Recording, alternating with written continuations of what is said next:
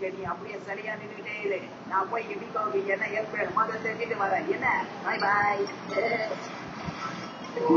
இப்பதான் களை கட்டுது.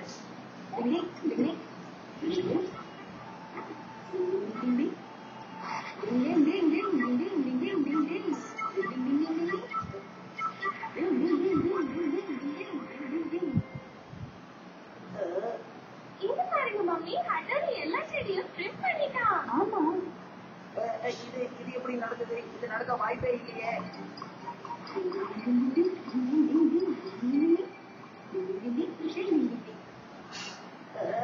இவன் இங்கதான் நிக்கிறான். என்ன சிக்கியமா பாக்கி? அது ஒண்ணும் இல்ல. எப்படியும் தப்ப நடக்குதே. அட அவன் இன்னும் அங்கேதான் இருக்கான். என்ன